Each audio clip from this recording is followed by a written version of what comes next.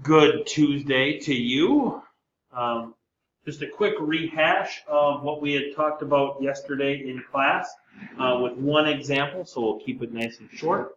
Just another, refresher on graphing an ellipse, finding foci within the ellipse, finding vertices, all that fun stuff. Okay? So the 6 steps that we have to graphing an ellipse. First off, we're going to find the center. So we're going to look at h comma k. So we're going to look in the equation for that. Second, we're going to look at this a squared term right here. We're going to take the square root of that. That's going to give us the a value left and right. We're going to look at that. Then we're going to look at b. We're going to find b from b squared.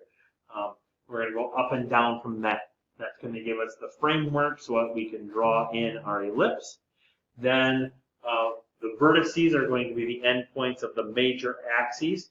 So the farthest that you go away on the ellipse from the center, that's your vertices. Okay?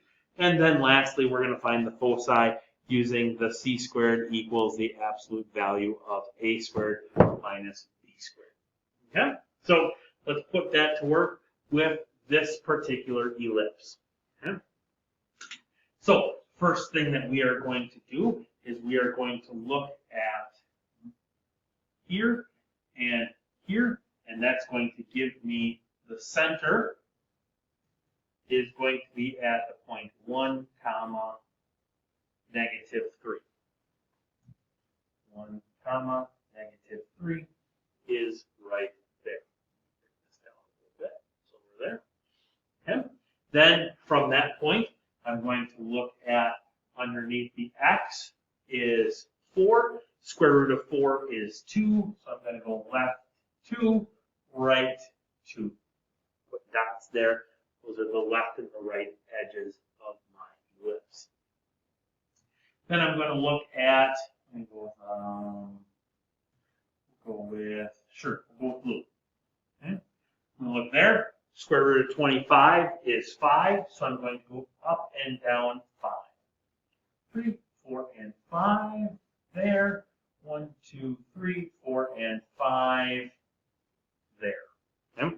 Again, pause this video at any point in time if I'm going too fast for you. Okay. Right. So that gives me the framework then of my ellipse.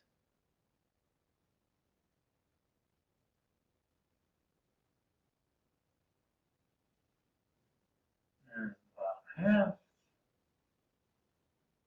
There's the top half.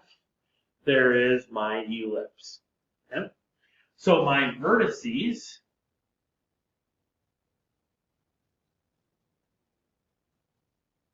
in this case would be the upper and the lower parts. So that one is a vertice, that one is a vertice. That's my major axis is vertical.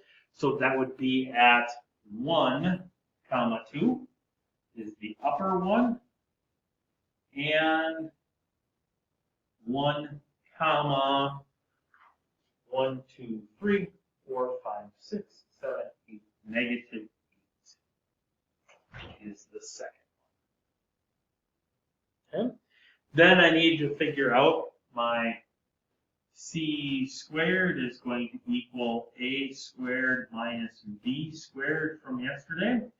C squared then is going to be 4 minus 25, which is the absolute value of negative 21.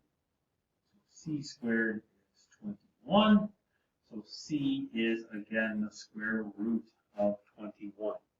Now, if you show me a copy of your notes, at home people, you can send me an email with a picture of your notes. In-person people, you can show me in class on Wednesday. We'll give you 3 extra credit points again. Okay? Great, grand, and wonderful. So since our major axis is up and down, I'm going to take the c value, and I am going to add and subtract it to the y part of my center. Okay? So bigger number here is underneath the y, so I add and subtracted 2 the y of my center. Easiest way to remember. Bigger number gets all the glory. Okay? Graph, center, 2 vertices, 2 foci, even though we combine them into one. Foci you can combine into one. Vertices we leave as is. Okay? Love it. Great, grand, and wonderful. Thanks for playing along. Look at that. Kept it under 6 minutes today. So yeah. Show me your notes. All is well.